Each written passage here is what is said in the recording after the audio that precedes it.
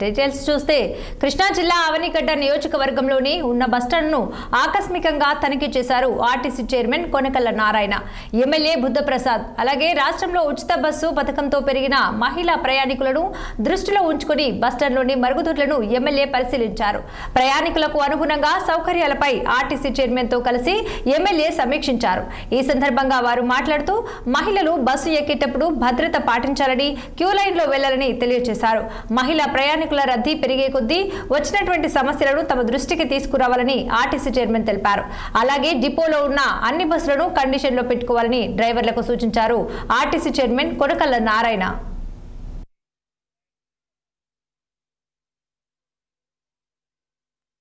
అలాగే బీజేపీ అధ్యక్షుడు మాధవ్ గారు, లోకేష్ గారు అందరూ కలిపి మహిళలకు ఉచిత బస్సు ప్రయాణం ప్రారంభించడం జరిగింది. మరి ఈ 4 రోజుల్లో స్త్రీలు దాన్ని మొట్టమొదటి రోజు కంటే రెండో రోజు డబల్ 16వ తారీఖున 10 లక్షల మంది, 17వ తారీఖున 15 లక్షల మంది, 18వ తారీఖున 18 లక్షల మంది ఈ బస్సు ప్రయాణాన్ని వినియోగించుకున్నారు. దీనివల్ల చాలా స్త్రీలకు చాలా ఆనందంగా వ్యక్తపరుస్తూ ఉన్నారు. చంద్రబాబు కూటమి ప్రభుత్వానికి ధన్యవాదాలు తెలియపరుస్తూ ఉన్నారు.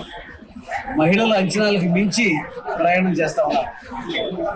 రోజుకు 5,32 లక్షల రూపాయలు ప్రభుత్వం భరాయించాల్సి వస్తుందని చెప్పి అనుకున్నాం. ఈ మహిళలకి మేలు జరిగేది 5,32,000 కాదు, 6,32 లక్షల రూపాయలు పర్ డే మహిళలు లబ్ధి పొందుతున్నారు.